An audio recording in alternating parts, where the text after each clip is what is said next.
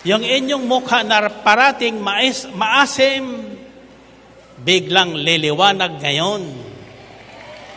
Kung dati hindi kayo makangiti at makapalakpak, ngayon papalakpak at hahalakha kayo.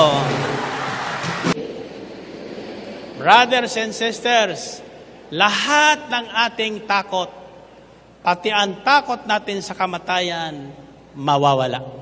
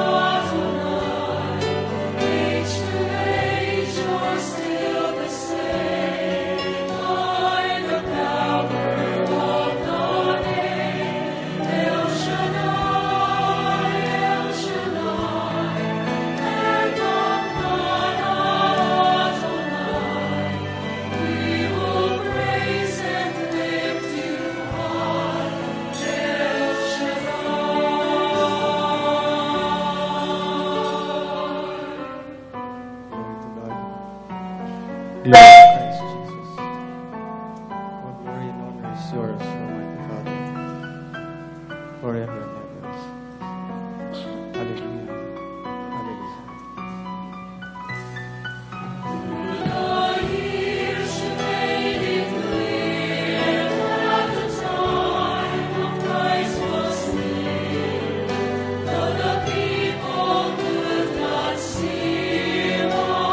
Messiah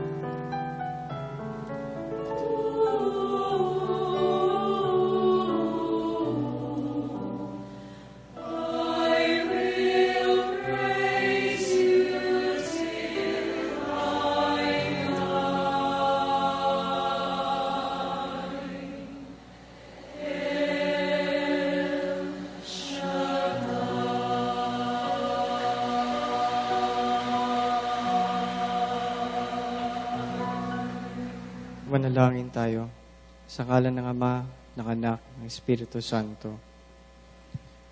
Diyos amang makapangyarihan sa lahat, Diyos ni Abraham, Isaac at Jacob, pinupuri ka namin, Panginoon, at ang lahat ng papuri binibigay namin sa inyo. Maraming salamat po, Panginoon, sa muling pagbibigay niyo sa amin ng pagkakataon na magkatipon-tipon dito sa lugar na iyong pinagpala. Panginoon,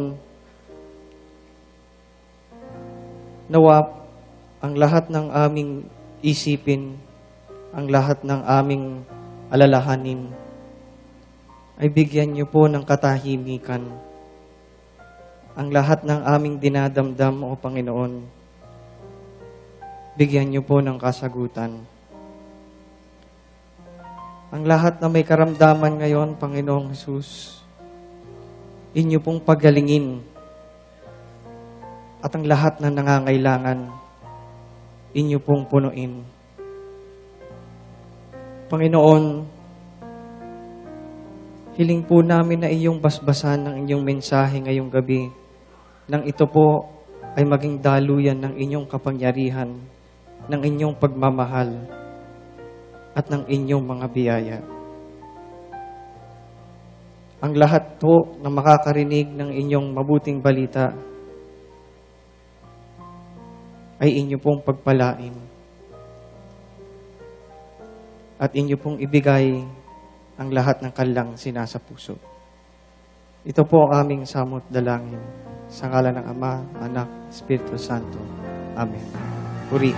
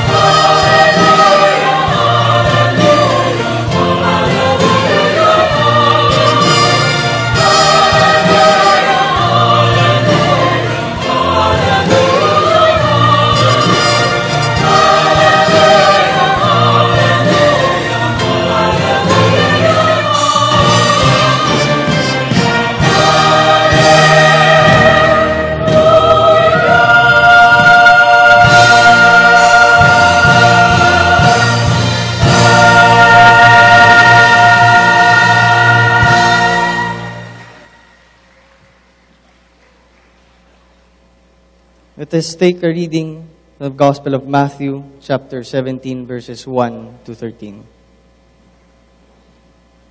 After 6 days, Jesus took Peter with him, James and John, the brother of James, and led them up a high mountain by themselves. There he was transfigured before them. His face shone like the sun, and his clothes became as white as the light. Just then, there appeared before them Moses and Elijah, talking with Jesus. Peter said to Jesus, "Lord, it is good for us to be here. If you wish, I will put up 3 shelters, one for you, one for Moses, and one for Elijah." While he was still speaking, a bright cloud enveloped them, and a voice from the cloud said, "This is my Son, whom I love. With him I am well pleased. Listen to him." When the disciples heard this, they fell face down to the ground, terrified. But Jesus came and touched them. "Get up," he said. "Don't be afraid." When they looked up, they saw no one except Jesus. As they were coming down the mountain, Jesus instructed them, "Don't tell anyone what you have seen until the Son of Man has been raised from the dead."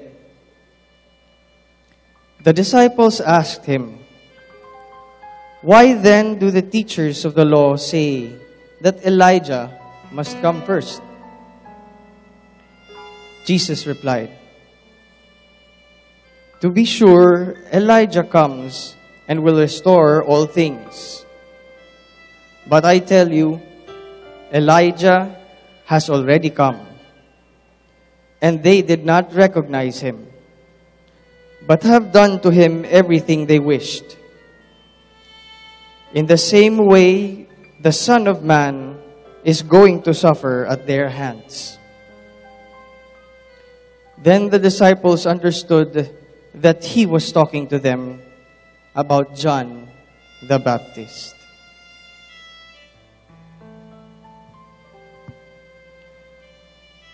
Pagkaraan ng 6 na araw, isinama ni Jesus si Pedro at ang magkapatid na Santiago at Juan, at sila'y umakyat sa isang mataas na bundok.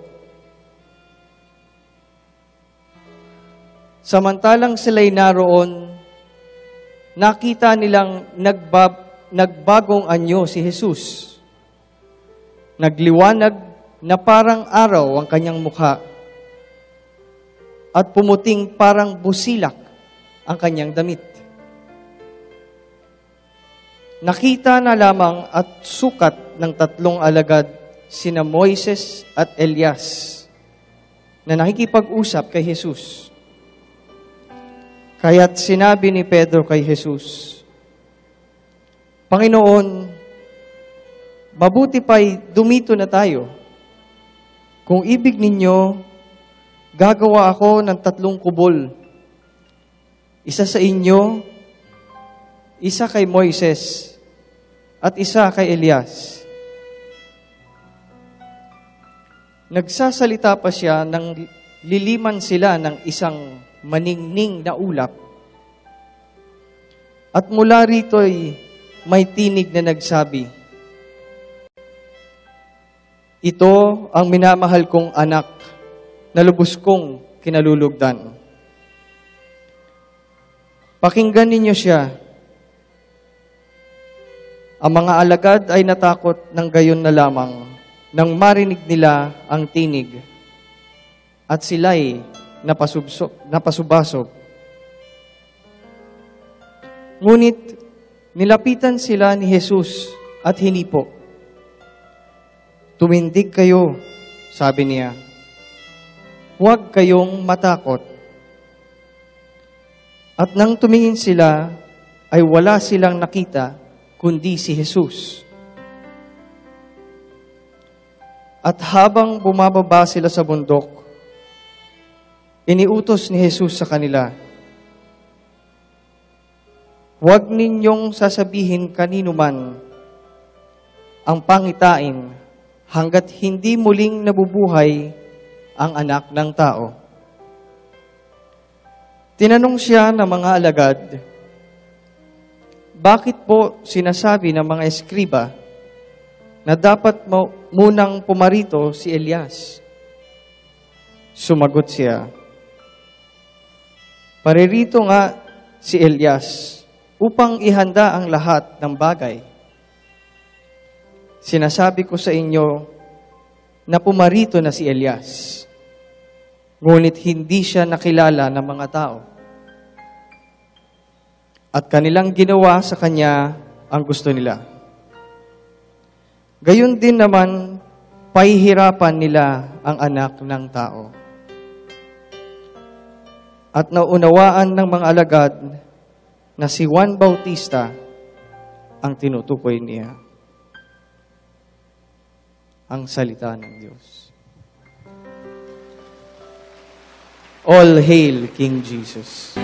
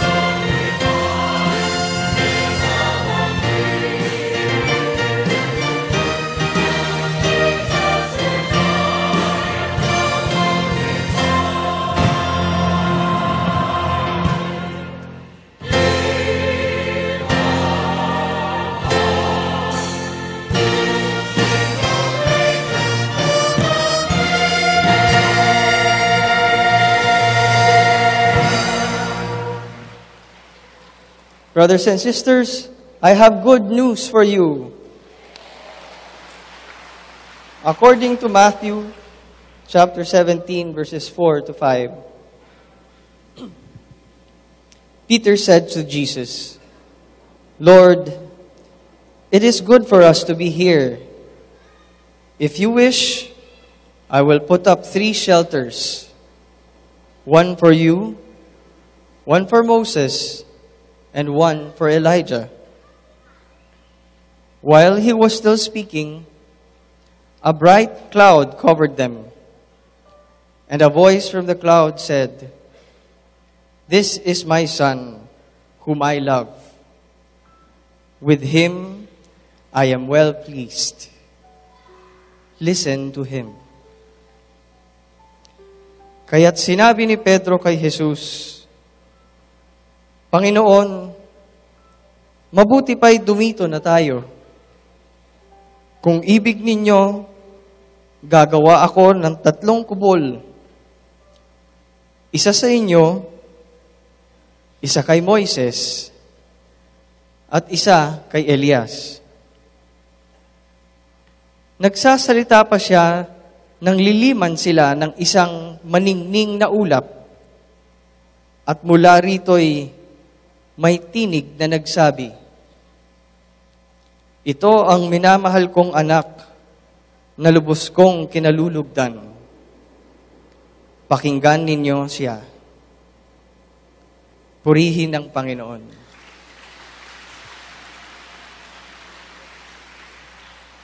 Pinagpalang gabi sa inyong lahat, mga kapatid. Nararamdaman na ba ninyo ang pagpapala ng ating Panginoon? Nararamdaman na ba ninyo ang pagpapala ng ating Panginoon? Nararamdaman ba ninyo ang kanyang pagmamahal? Sure kayo? Gusto nyo ng kwento? Alam nyo po, ganito kamahal tayo ng ating Panginoon. Sa lahat ng anumang pagsubok na dumating, tiyak bibigyan niya ng kasagutan. Sa lahat ng pabigat sa inyong puso, tiyak kanyang pagagaanin. Naikwento ko sa inyo ang tungkol sa aking pamangkin, apo ni Brother Mike. Si Mikey, di po ba? Ngayon po ay may magandang balita ako sa inyo. Ang aking pamangkin na si Mikey ay inoperahan kamakailan lamang. Ang kanyang butas sa ulo na tinanggal na bungo ng doktor nung unang nagkasakit siya, ngayon ay ibinalik na. Pero hindi ito yung kanyang totoong bungo. Yung totoong bungo na tinanggal sa kanya ay nagkaroon ng impeksyon. Kaya hindi na ito maibalik sa kanya. Ngunit, alam niyo po, sa pag-aalala rin namin, nagbigay ng sagot ang ating Panginoon. Sinabi ng mga doktor na mayroon pa tayong may mga bagong teknolohiya na pwedeng gamitin. Hindi na tulad ng dati, natatakpan ka lang ng bakal. Katulad po namin ni Brother Mike, si Brother Mike may bakal sa kanyang braso. Ako naman, bakal-bakal na rin sa aking katawan. Pero pinagpala pa rin ng Panginoon dahil andi dito sa inyong harapan, binabahagi ang kanyang kabutihan at pagmamahal. Yung ipinalit sa bungo ng aking pamangkin ay isang plastic.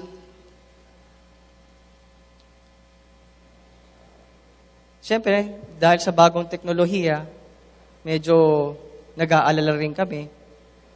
Ang sabi ng doktor, o nung pumunta rito sa ating bansa, yung manufacturer yung bioengineer para mag-explain at dalhin yung implant na iyon. Ang sabi nila, nung kaming kinausap namin yung bioengineer, 30 pa lang sa mundo ang nagamitan noon. At dito sa Pilipinas, pangalawa pa lang ang pamangkin ko na pinaggamitan noon.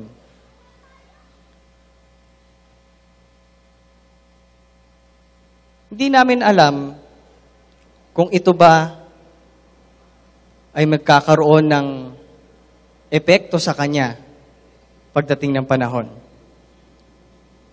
Sabi nung ininyero, na itong bagay na ikinabit sa inyong pamangkin, makaraan ng ilang buwan hanggang sa 2 taon, ay matutunaw ito. Para itong katulad nung sinulit na ginagamit sa atin pag tayo ay may malaking sugat, tapos natutunaw din.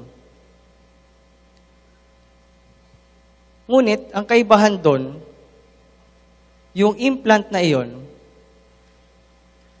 ay nilagyan nila ng bone marrow. Bone marrow ni Mikey mismo na kinuha sa kanya nung araw ng operasyon. Ang daming ginawa sa kanya nung araw na yun, ano?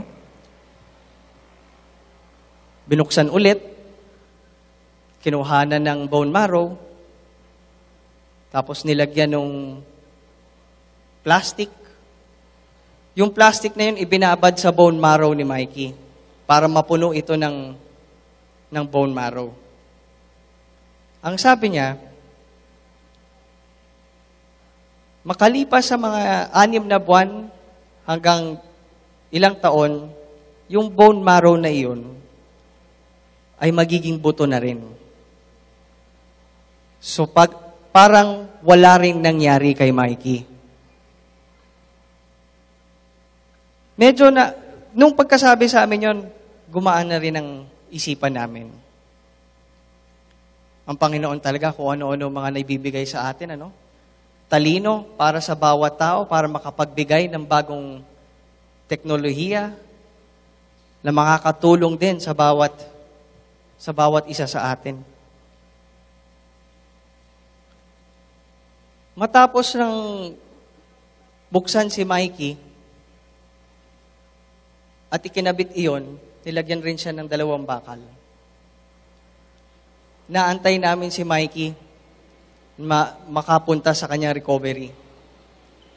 Nung lumabas na yung doktor, ang sabi ng doktor sa amin, walang naging problema sa operasyon ni Mikey. May konti lang pamamaga sa kanya at iintayin nyo lang doon sa recovery room. Nung sinabi sa amin ng doktor yon, sabi niya, pwede nyo rin siyang puntahan sa recovery room kung gusto nyo makita. Pagpunta namin doon, nakita namin si Mikey gumagalaw na. Makulit na ulit, nagtataas ng kanyang kamay.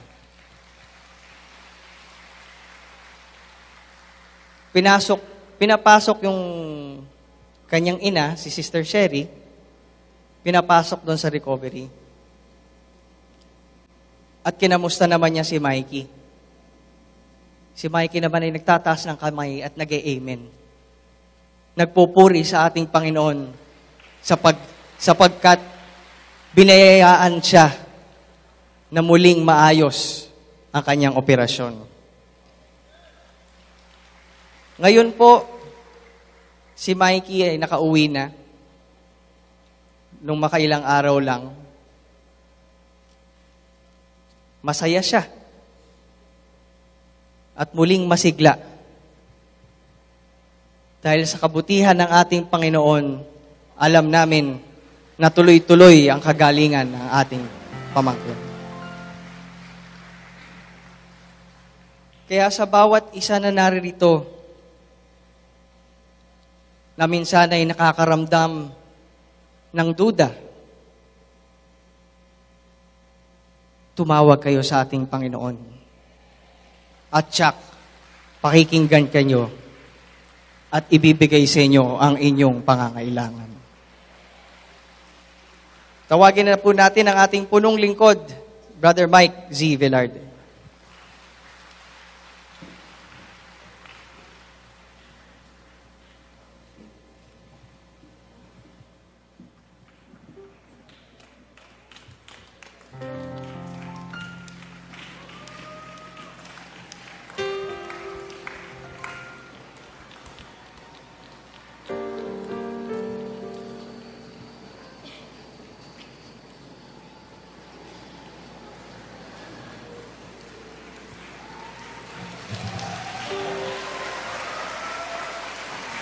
Taasan yung dalawang kamay.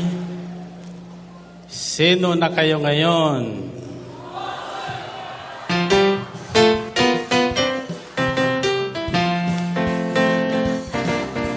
Ako si Elias, apo ni Noah.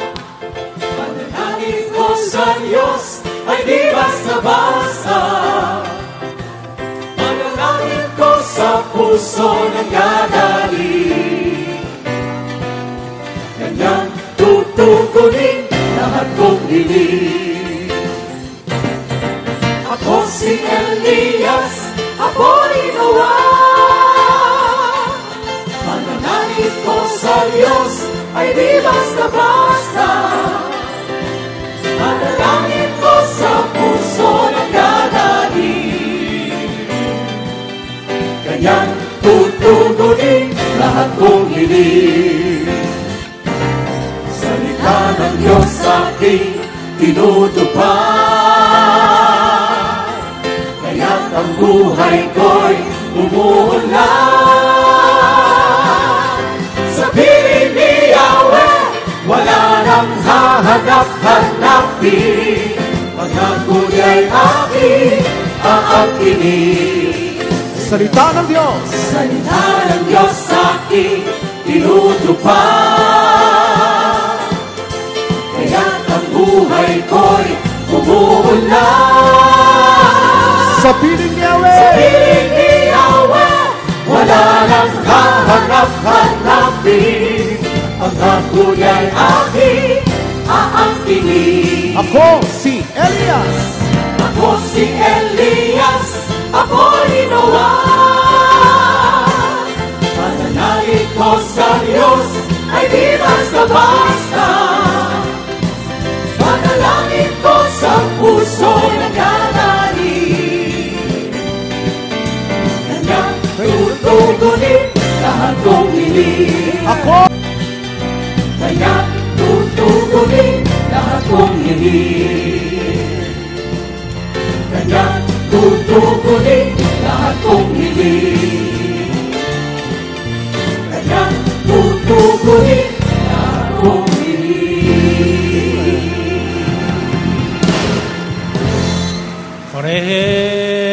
Purihin ang Panginoon.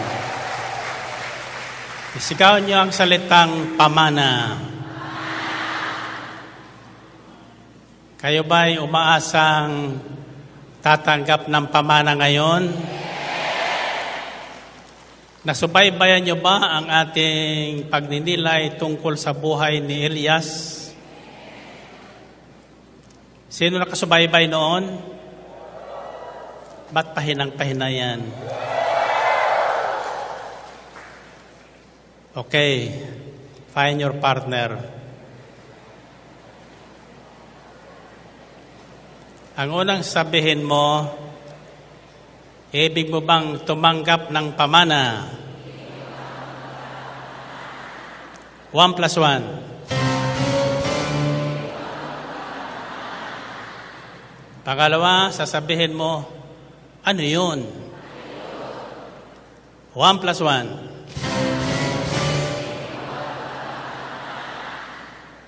3 plus 3. O, tatanungin ko kayo, anong uri ng pamana ang ibig niyong tanggapin?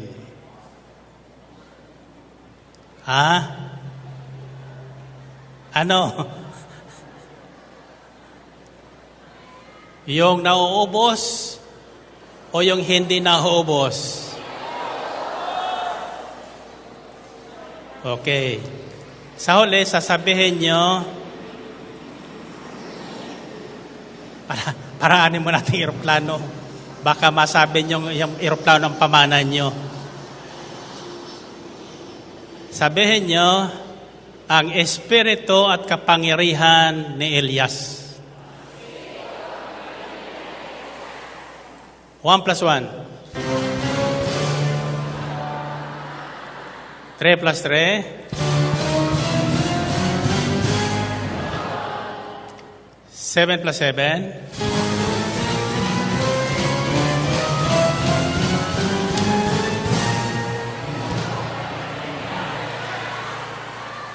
Purihin natin ang Panginoon. Okay, taas ang inyong mga prayer request at lahat ng inyong daladalahan at sama-sama nating hingin sa Panginoon ang espiritu at kapangyarihang taglay ni Elias. Ano nga ba ang kapangyarihang taglay ni Elias? Kapangyarihang kapag siya'y nanalangin, dumarating, nangyayari. Kapangyarihan kapag may sinabi siya, nagaganap. Pag sinabing, magaling ka na, gagaling ka. Pag sinabing, buntis ka na, magbubuntis ka. Amen ba? Okay, taas nyo ang inyong prayer request. Lahat na daladalahan niyo at sabihin nyo, Panginoon, ngayong gabi, sa aming pagtatapos sa pagninilay sa buhay ng inyong lingkod na si Elias, loobin mo nawa na sumaamin din ang kanyang espiritu at kapangyarihan. Nang sa gayon, magawa namin ang lahat ng inyong ipag-uutos sa amin sa ngalan ni Jesus. Amen? Amen. Okay. Baba ang inyong mga kamay. At taas muli ang inyong dalawang kamay na malayang nagpupuri sa Diyos.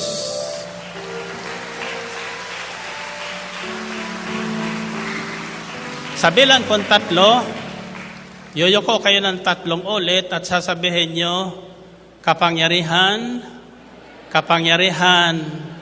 ni Elias, akin ngayon. Ulitin nyo nga.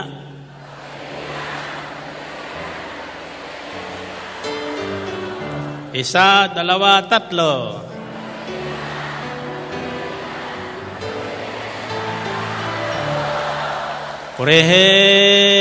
Purihin ang Panginoon. Okay, you may be seated and let me share with you something I have not heard yet about Elijah na maaring di pa natin narinig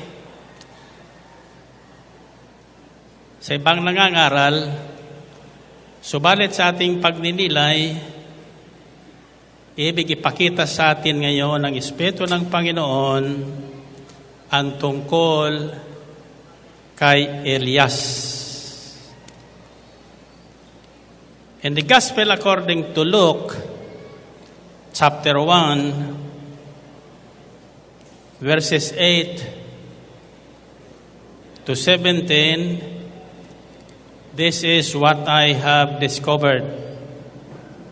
Once, when Zechariah's division was on duty and he was serving as priest before God, he was chosen by lot, according to the custom of the priesthood, to go into the temple of the Lord and burn incense. And when the time for the burning of incense came, all the assembled worshippers were praying outside. Then an angel of the Lord appeared to him, standing at the right side of the altar of incense. When Zechariah saw him, he was startled and was gripped with fear. But the angel said to him, "Do not be afraid, Zechariah. Your prayer has been heard. Your wife Elizabeth will bear you a son, and you are to give him the name John. He will be a joy and delight to you, and many will rejoice because of his birth, for he will be great in the sight of the Lord. He is never to take wine or other fermented drink, and he will be filled with the Holy Spirit even from birth. Many of the people of Israel will he bring back to the Lord their God, and he will go on before the Lord in the spirit and power of Elijah, to turn the hearts of the fathers to their children, and the disobedient to the wisdom of the righteous, to make ready a people prepared for Israel." Purihin natin ang Panginoon. Purihin ang Diyos. Now, brothers and sisters, nagakala ko ang appearance ni Elias dito sa tinatawag na pagbabagong anyo ng ating Panginoong Hesus in the mountains of transfiguration is the final act. And in fact, it was in the life of Elijah before Jesus comes as the Messiah. So isang araw, niyaya ng Panginoong Hesus si Pedro, Santiago at John. Magkapatid po dalawang yon, at sila'y umakyat sa pinakamataas na bundok. Pagdating nila roon, nagulat sina Pedro, Santiago at Juan sapagkat biglang nagbago ang anyo ni Jesus. Nagliwanag ang kanyang mukha na parang araw, at ang kanyang damit ay naging busilak na puting-puti na nakasisilaw. At sa gulat nila, nakita ni na Pedro si Elias at Moses na kausap ng Panginoong Hesus.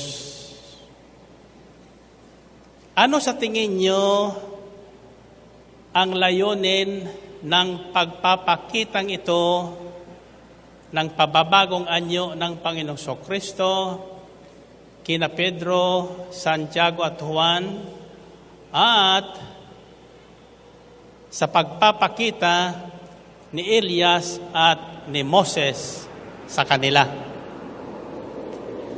Marami po kong katanungan. Ang unang katanungan ko, paano nakilala ni Pedro si Elias at Moses? Alam niyo kung bakit? That was many hundred years ago, or thousands of years before Peter was born, that Elijah and Moses was called to serve God for a very special purpose. So balit ng araw na yon, biglang nakita at nakilala ni Pedro si Elias at Moses na nag-uusap doon sa tuktok ng bundok pagkatapos na magbabang-bagong anyo ang Panginoon. Paano kaya niya nakilala? Sinong makakahula? Hello? Andiyan ba kayo? Tahimik na tahimik kayo eh. Ha? Gusto nyo malaman? Hulaan nyo muna. Ano sa tingin nyo? Alam ko rin? Sino nagsasabing alam ko kung bakit? Sobrang tiwala nyo talaga sa akin. Ano? Alam nyo kung bakit? Tandaan nyo nang magtanong ang Panginoong Hesukristo sa kanila isang araw kung sino daw siya. Isang araw nagtanong ang Panginoon sa kanyang mga alagad, sino daw ako ayon sa mga tao? Ang sagot ni na Pedro, kayo po daw si Elias. Ang sabi ng iba, kayo po daw si Juan Bautista na muling nabuhay. Ang sabi ng Panginoon, kayo, sino ako? Anong sagot ni Pedro? Kayo po ang Kristo. Ang sabi ng Panginoong Hesus, Pedro, ang kaalaman na yan ay hindi galing sa tao. Iyan po ay ipinaalam sa iyo ng aking amang nasa langit. Sapagkat iyan ang totoo. In other words, brothers and sisters, di man kilala ni Pedro si Elias at Moses ng mukhaan, sapagkat hindi pa siya pinapanganak noong panahon na yon, kapanahonan ni Elias at ni Moses. It was revealed by God again to Peter. Si Peter ay piniling pagkatiwalaan. Bakit? Alam mo kung bakit pinagkatiwalaan si Peter? At alam mo kung anong hawak ni Peter? Anong hawak ni Peter? Mga susi. Mga susi sa kaharian ng langit. Ipinagkatiwala ng Diyos kay Pedro ang mga susi sa mga lihim ng paghahari ng Diyos. Bakit? Sapagkat si Pedro ay nagtataglay ng isang katangian na pwede mong pagkatiwalaan. Pag sinabi kay Pedro na huwag mong ibabalita, wala kang maririnig kay Pedro. Hindi siya magkukwento sa iyo. Ibig sabihin, si Pedro ay isang taong hindi pasikat, hindi tsismoso, kaya napagkatiwalaan ng Diyos. Narinig niyo yun? Taas ang kamay niyo. Bato-bato sa langit, ang tatamaan ng mensaheng ito, magmamana ngayon. Magmamana ngayon. Para ikaw ay pagmanahan ng isang bagay na mahalaga na galing sa Diyos, dapat ikaw ay isang taong mapagkakatiwalaan ng lihim. Ng lihim. Ng may lihim. Ang tanong ko sa inyo, mapagkakatiwalaan ba kayo ng lihim? Sino mapagkatiwalaan ng lihim? Hindi ninyo i-chismis? Hindi? Kung ganon, mamanahin nyo ngayong gabi ang espiritu at kapangyarihan ni Elias. Nakikinig kayo? Unang mana na ito'y nakalaan para sa atin. Sa lahat na sumubaybay sa mensaheng ito at hindi po nagpaliban, hindi umabsent at naririto ngayon at nakikinig ngayon, tatanggapin nyo ang espiritu at kapangyarihan ni Elias. Sa sandaling tinanggap nyo ang bagay na ito, ano sa tingin nyo ang mangyayari sa inyo? Ha? Ano? Tataglayin nyo rin ang pagbabagong anyo na nakita ni Pedro sa Panginoong Hesukristo. Sapagkat maliban na sumaatin ang espiritu at kapangyarihang tinaglay ni Elias, hindi magbabago ang buhay natin. Yung ating lumang buhay na madilim, biglang liliwanag ngayon. Yung inyong mukha na parating maasim, biglang liliwanag ngayon.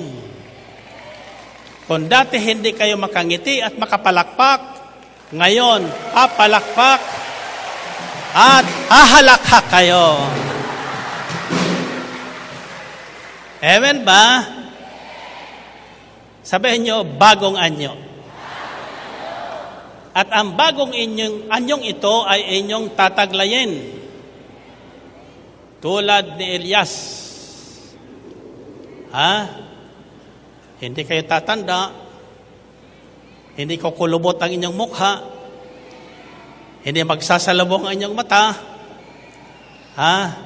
Sa halip, kayo ay magliliwanag na tulad ng sikat ng araw.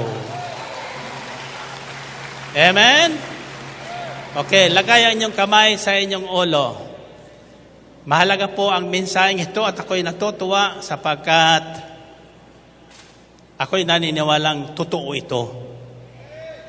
Ang layunin, ang unang layunin ng pag-akyat ni Jesus doon sa bundok kasama si Pedro, Santiago at Juan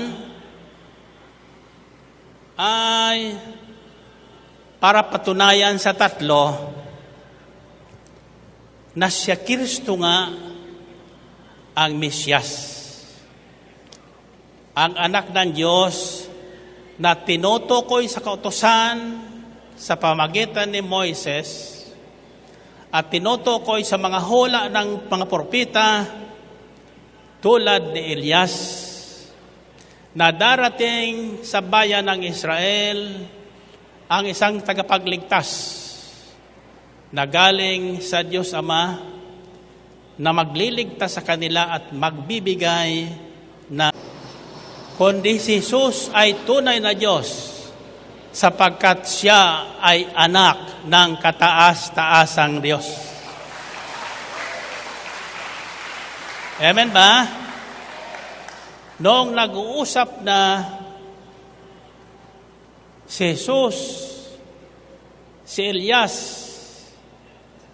at si Moses, sa tagpong iyon ay pinatutunayan po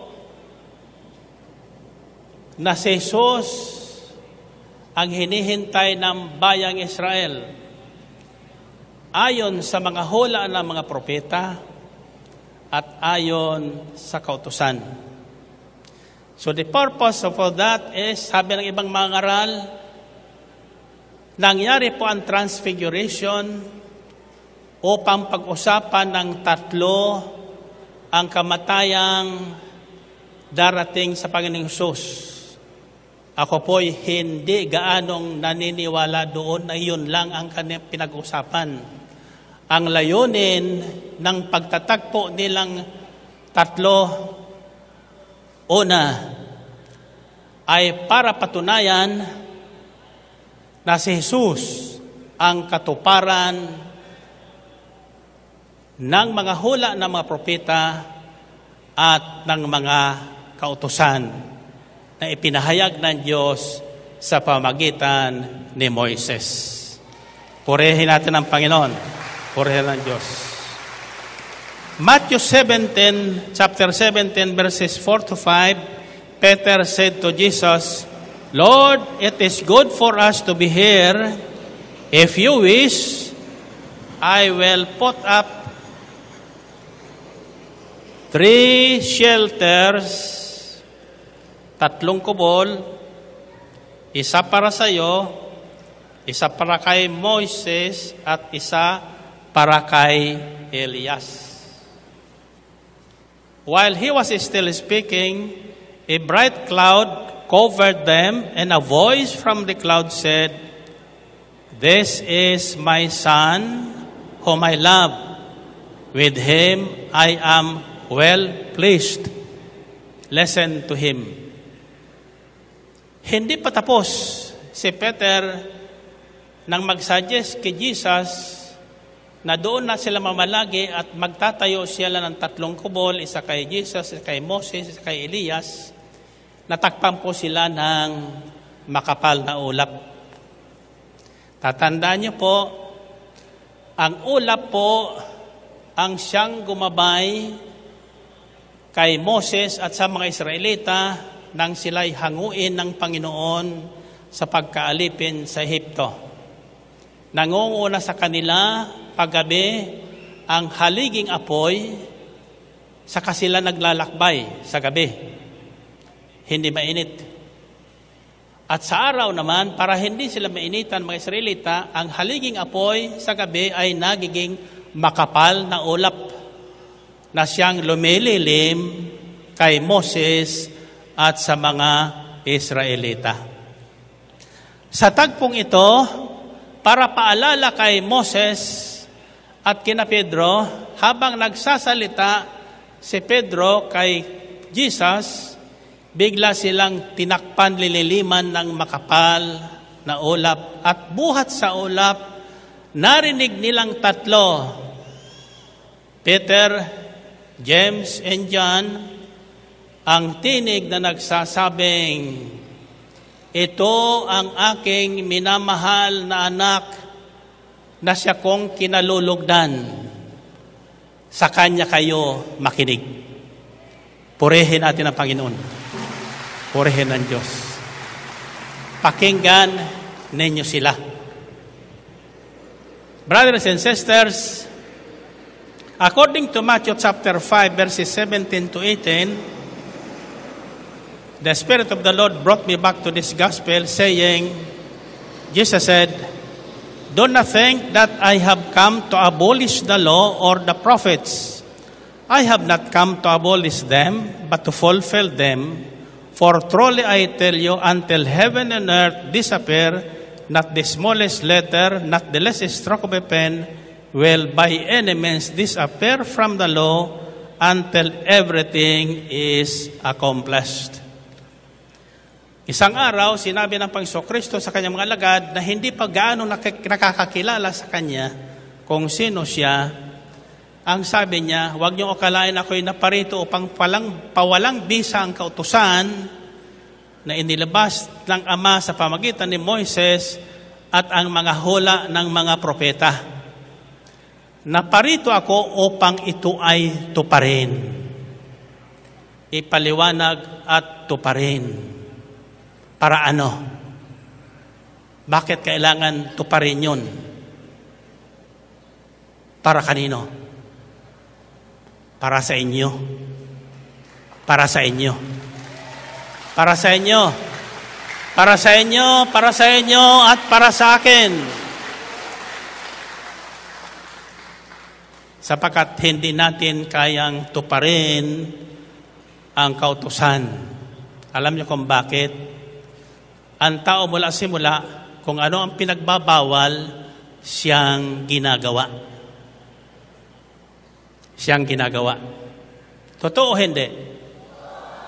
Kaya po nagkasala at napahiwalay ang tao sa Diyos dahil kung ano ang ipinagbawal na bungang kahoy, siyang kinain ni Eva at ni Adan. Totoo hindi? Ganon pa rin hanggang ngayon. Kung ano ang wag, siyang ginagawa. Kung ano ang pinagagawa, siyang hindi ginagawa. Hello? Nakikinig ba kayo? So the purpose, primary purpose ng pag-akyat ni Jesus doon sa bundok, mataas na bundok, di ko alam kung anong pangalan ng bundok, may sasabi, bundok daw ng Tabor yon, whatever that is, no? Sama si Pedro, si John, si Elias, si Santiago, para ipakita niya na ang katuparan ng mga utos at ng mga hula ng mga propeta, lalo na ni Elias, ay naroroon na. Naroroon na. Sa pamagitan ni Kristo Jesus. At sa pamagitan ng tagpong yon, malinaw na nagsabi mula sa itaas ang tinig na si Jesus ang kanyang pinakamamahal at kinalulog ng anak. Anak ng kataas-taasang Diyos. Ano ang tawag sa anak ng pusa? Anong kuting? Pusa din. Anong tawag sa aso? Anong tuta? Aso rin. Amen pa? Anong tawag sa anak ng tao? Anong tawag sa anak ng Diyos? Diyos. Kaya si Jesus ay totoong tao, totoong Diyos, sapagkat ang kanyang pagkatao ay sa pamagitan ng isang tao na si Maria. Ang kanyang pagka-Diyos ay sa pamagitan ng kanyang Ama, ang Espiritu Santo, na lumokob kay Maria. Amen ba? Tasang niyang kamay. So sa tagpong yon, nakumbinsi na si Peter, si John at si James, na ang kanilang hinihintay na Mesiyas ay naroon na nga kay Jesus. Pangalawang layunin sa tagpong yon ay, ano sa tingin niyo? Si Elias namatay? Ang iniwan nating aral, si Elias ay hindi namatay. Iniakyat sa langit sa pamagitan ng, lakasan nyo, Epo. At ako'y naniniwalang totoo yun. Totoo yun. Subalit ito po ang dapat nating unawain. Sa tagpong yon, sinabi ni Peter kay Jesus, hindi ba niya ang sabi ng mga eskriba, ang sabi ng mga Pariseo, bago dumating at pumarito ang Mesiyas, mauuna sa kanya si Elias. Sundan niyo po ito, ha?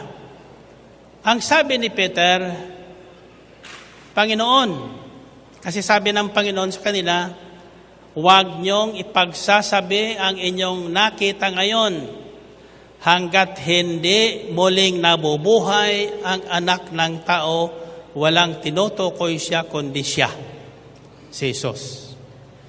So ang sabi ni Peter, kung kayo na po iyon, ay bakit sinasabi ng mga eskriba at Pariseo na bago pumarito ang inaasahan naming magliligtas sa amin ang Kristo, mauuna sa Kanya na paparito si Elias. So pinaliwanag ng Panginoong Kristo, ang sabi niya, tandaan niyo ito habang nakataas ang kamay niyo at hindi niyo binababa, makikita niyo ang sekretong ito na ipinakita sa akin ng Panginoon. Ang sabi ni Jesus, totoo yan. Totoo ang sinasabi niyong yan. sapagkat walang kasinungalingan ang mga pahayag ng mga propeta at ang kautusan. Bago pamarito ang Mesyas, ang anak ng Diyos na magliligtas sa inyo, maunang paparito si Elias at naparito na nga. Sabi niya. So ang habang pinapaliwanag nila ni Jesus, nakinig si Peter. Ang sabi niya, ang sabi ng tatlo, sabi niyo, ang tinutukoy niya si Juan Bautista. Purihin natin ang Panginoon. Si Juan Bautista. Okay. Lagayan yung kamay sa inyong dibdib. Alam ko may nakikinig sa ating mga Bible scholars at mga teologo. Ako naman ay lologo-logo. Sa aking pagsasaliksik ng katotohanan tungkol sa ating pagkatao at tungkol sa ating kaligtasan. Now, if we go back to the previous gospel before this, particularly according to Matthew 11, chapter 11, isang araw, nang si Juan Bautista ay nakakulong na, kinulong. Nalaman niya na si Jesus ay gumagawa na ng mga kababalaghan.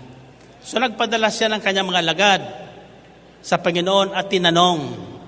Sabi ni Juan Bautista, tanungin niyo nga yan, taong yan, kung siya lang nga ba ang ating hinihintay o mayroon pa tayong hihintayin na paparito upang tayo ay iligtas.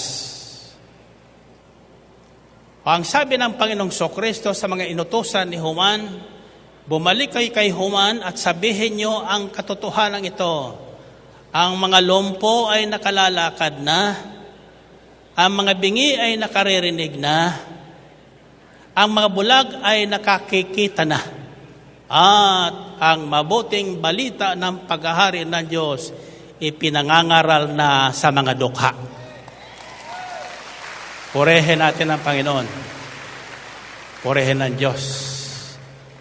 And as we go further, verses 13 to 15, Jesus said, "For all the prophets and the law prophesied until John. And if you are willing to accept it, he is the Elijah who was to come. He who has ears, let him hear." So sinabi na pala ng Panginoong Kristo yon sa kanila. Pero hindi sila makapaniwala na si Juan Bautista ay si Elias.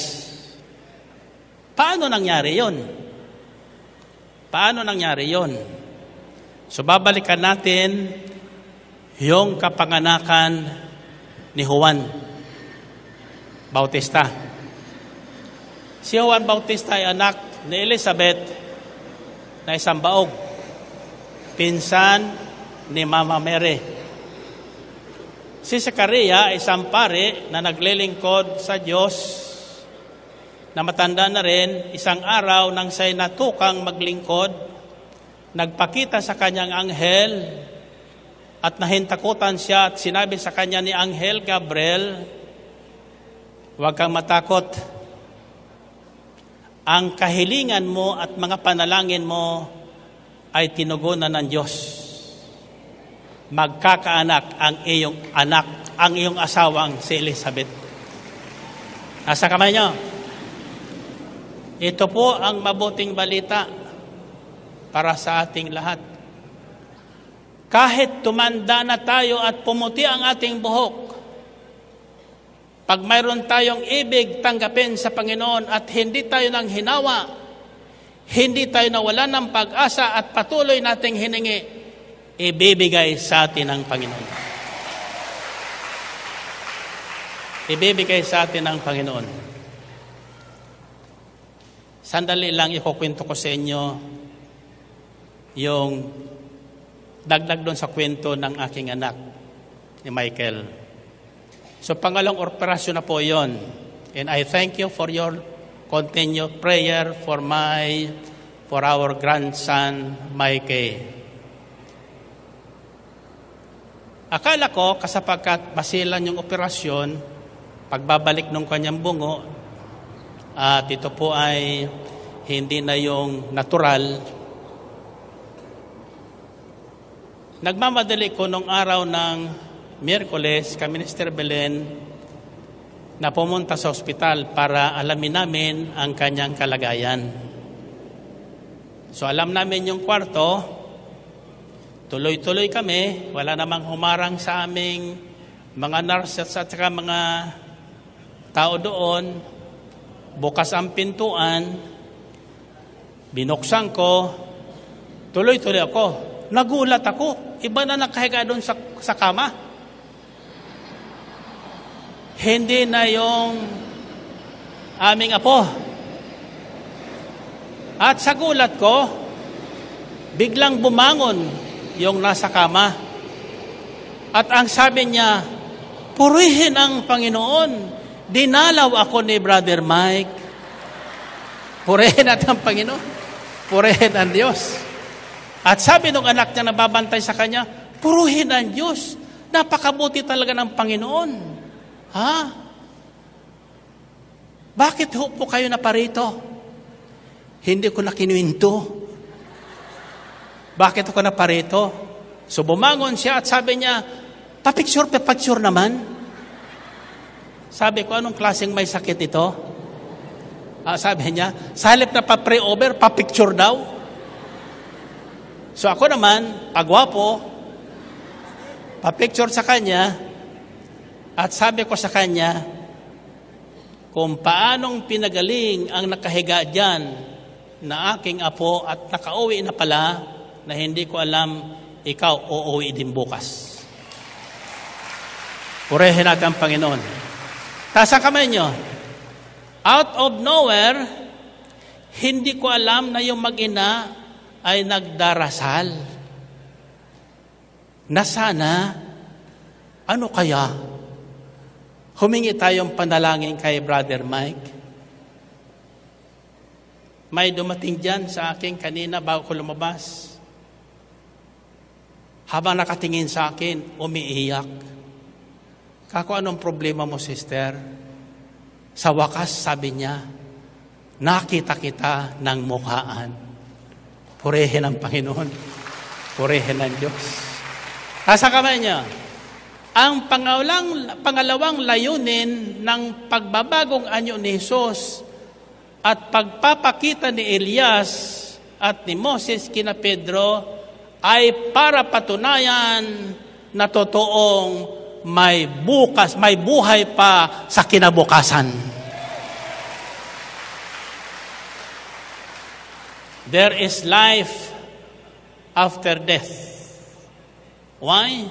Because the Bible said Moses died at the age of 120 with the strength of a 40-year-old man and with a vision of 2020. Hindi nanlabo ang kanyang paningin, hindi nanghina si Moses.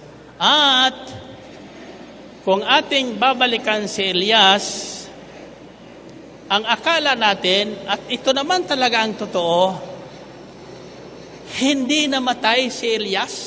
Inakyat ng ipo-ipo, kaya lang ng sandaling yon, nang hilingin ni Elias, nakunin na siya ng Panginoon sapagkat siya'y pagod na, wala nang natitira sa Israel, na naninindigan para kay Yahweh. Yun ang akala ni Elias. Kunin mo na niya ako. So kinuha siya, sinundo siya sa pamagitan ng karawahing apoy at iniakyat ng isang ipo-ipo. Hinanap siya ng mga propetang kasama ni Eliseo 3 araw, pero hindi siya nakita. Sapagkat wala na talaga. Kaya lang, hindi pala tapos pa ang misyon ni Elias. Kailangan mag-reappear siya, magpakita niya muli sa bayang Israel upang panumbalikin niya ang mga tao sa Panginoon at ihanda niya ang daraanan sa pagdating ng kanilang tagapagligtas ng Panginoong Hesukristo. Now, brothers and sisters, here is the mystery. The angel said to Zechariah, many of Israel, the people of Israel, will he bring back to the Lord their God, and he will go on before the Lord in the spirit and power of Elijah, to turn the hearts of the fathers to their children, and the disobedient to the wisdom of the righteous, to make ready a people for the Lord. In other words, si Elias ay muling isinilang sa pamagitan ni Elizabeth. Ang espiritu at kapangyarihan ni Elias ay naroroon kay Juan. Mula nang isilang si Juan, sabi sa Biblia, wala pang katulad niya. Na sa kanyang pagsilang, napospos na siya ng kapangyarihan ng Espiritu Santo. And the spirit and power of Elijah was upon him to bring back the people of Israel to the Lord their God and prepare a people for the coming of the Lord Jesus Christ. Nasundan niyo? But John the Baptist was beheaded. Si Juan Bautista ay pinugutan ng ulo ahead of Jesus. Hindi pa pinahirapan si Jesus, hinuli na si Juan Bautista at pinugutan ng ulo. Pero sa tagpong ito, maliwanag na nakita ni Pedro, Santiago at Juan na kausap ni Jesus si Elias, si Moses. Silang tatlo. Para ano? Para patunayan sa kanila na hindi sayang ang kanilang pagpapagod, pagsunod sa utos ni Jesus, paglingkod kay Jesus, pagtanggap kay Jesus, sapagkat totoong ang sino mang tumanggap kay Kristo ay may buhay pa sa kinabukasan. May buhay pang darating. Nasusundan niyo ba? In other words, brothers and sisters, Elijah appeared before Israel, the people of Israel, 3 times. The first was when God told him to go to the palace of Ahab to proclaim that there will be no rain until Elijah says so. And it happened. And the second is through the person of John the Baptist. Sa pagkatao ni Juan Bautista. In other words, brothers and sisters, hindi po sayang ating pagninilay sa buhay ni Elias upang angkinin natin ang kanyang espiritu at kapangyarihan. Sapagkat ako'y naniniwalang kung paanong ginawa ng Diyos ng espiritu at kapangyarihan ni Elias ay ibigay kay Juan Bautista, walang salang ibibigay din sa atin ngayon. Purihin ang Panginoon. purihin ng Diyos. And finally,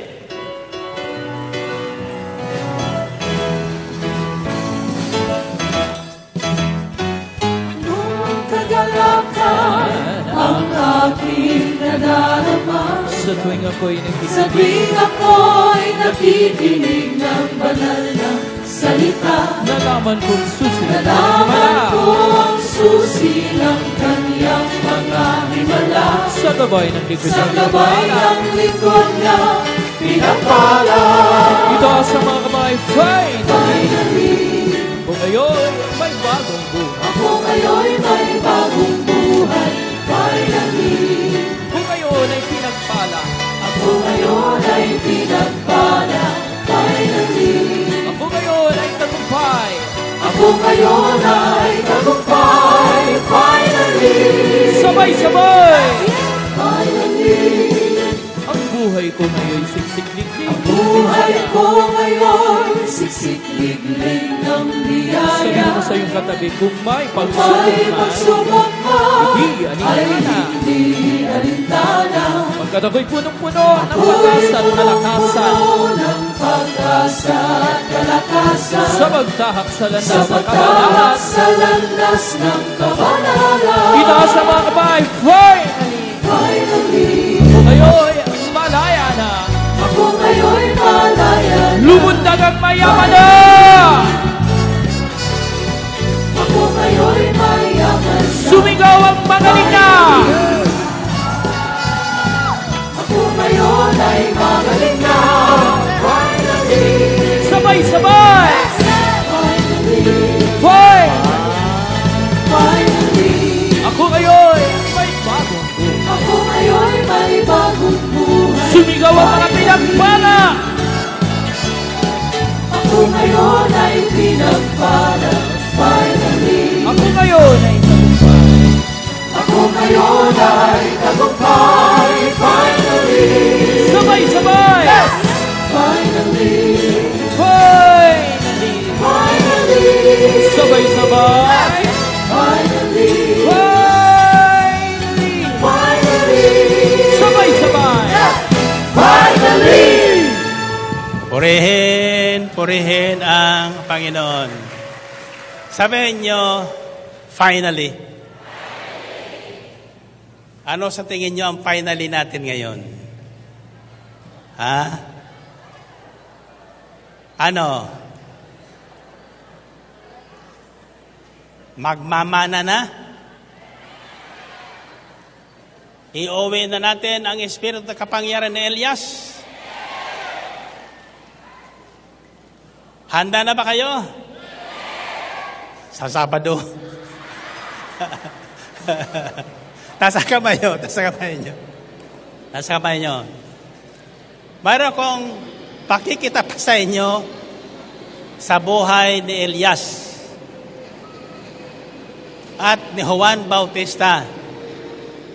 Alam nyo, si Elias matatakutin din.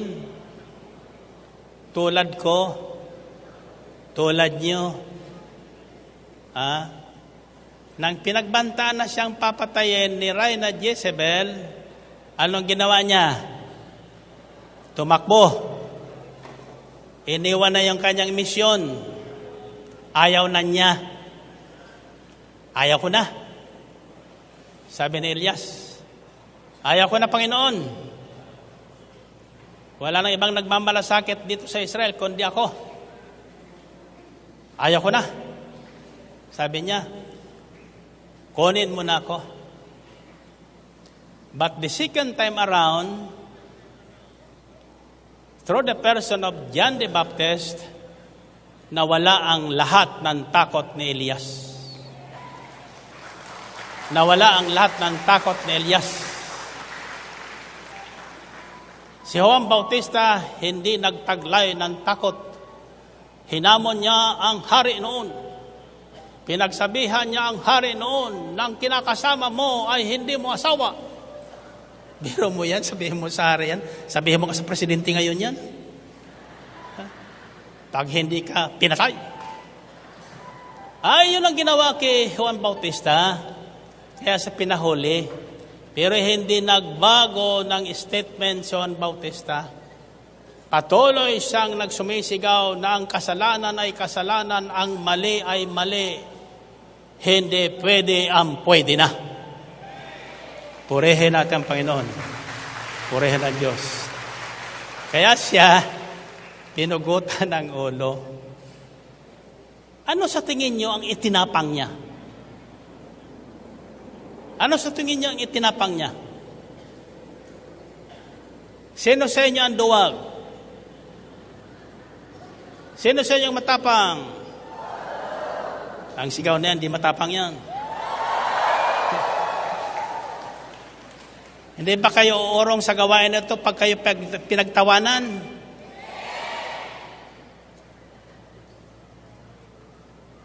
Pag kayo tinutukan ng baril, ha?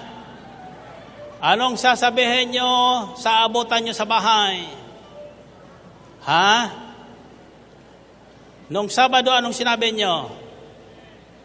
I know your secret. I know your secret. Gusto mong hulihin ang misis mo o mister mo kung may sikreto sa'yo? Sabihin mo, I know your secret. Sa paulit-ulit mo, magtatapat yan. Amen ba? Okay. Sabihin nyo ang salitang, in the spirit and power of Elijah. Ulitin nyo. Once we receive the spirit and power of Elijah, as John the Baptist did, brothers and sisters, lahat ng ating takot, pati ang takot natin sa kamatayan, mawawala. Mawawala. Taas ang kamay nyo. Alam nyo kung bakit? Sapagkat tayo'y nakatitiyak. Kapag dala-dala natin at taglay natin ang espiritu at kapangyarihan ni Elias, anumang hingi natin sa Diyos, darating.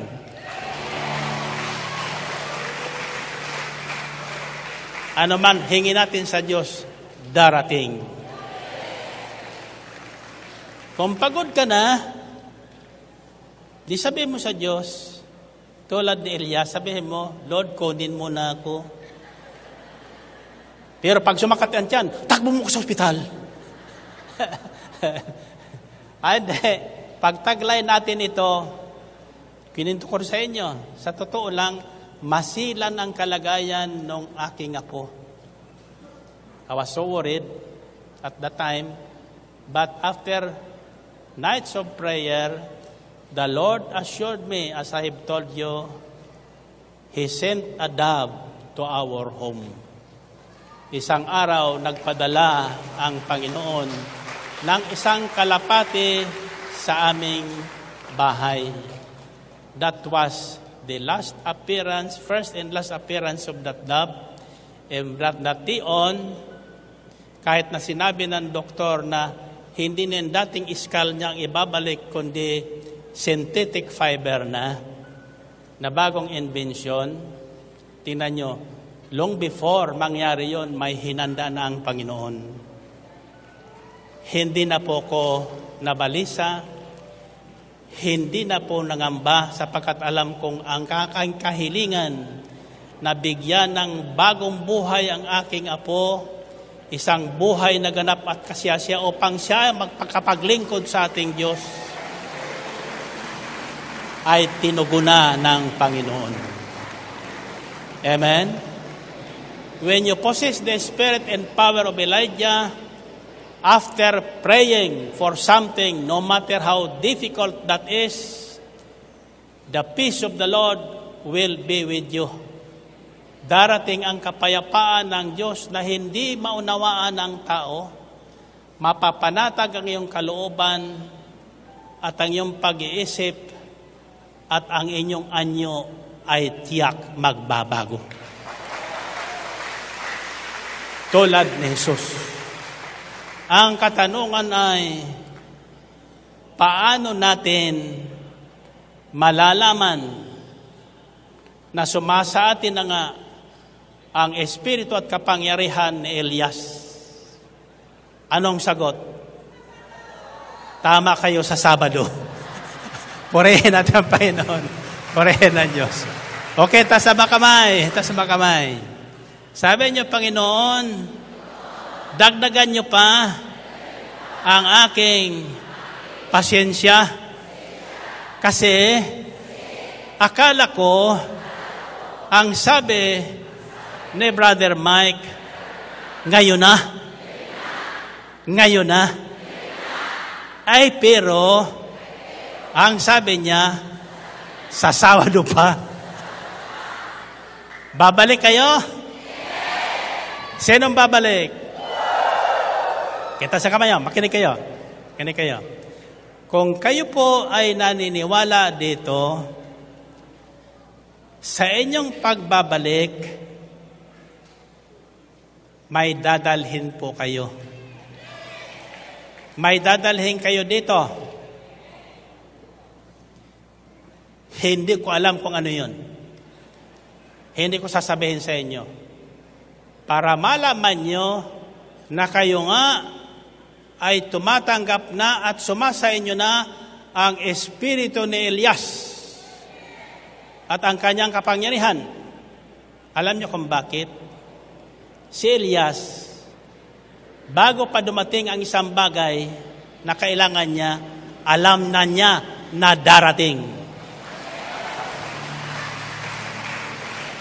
Amen ba? Okay. Find your partner. Find your partner. Sasabihin mo sa partner mo, ano sasabihin mo? Ha? Tuloy ka pa ba? 1 plus 1. Pangalawa, sasabihin mo, tuloy na tuloy. 1 plus 1. 3 plus 3.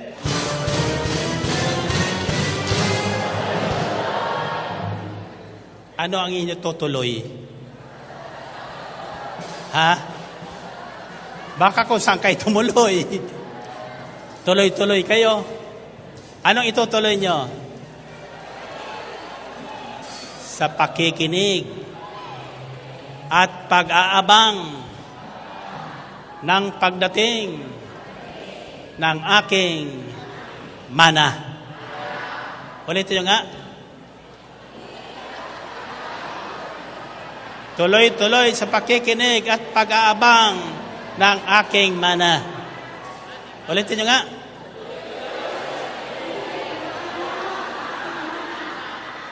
Pag hindi kayo nang hinawa at hindi nang absent, tatanggapin nyo na Sabado. At kung paano, sa Sabado malaman nyo. 1 plus 1. 3 plus 3. 7 plus 7.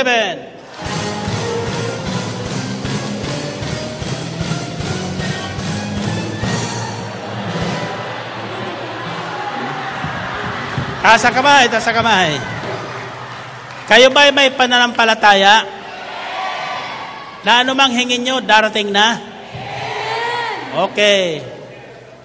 Pagtapong ko sa inyo, ito ang inyong isisigaw. Lord, ngayon na. Ibig sabihin, hindi nyo na hintayin ang Sabado. Tatanggapin nyo na ngayon. Sa isang kondisyon, babalik kay Sabado. Are you ready? Anong isisigaw nyo?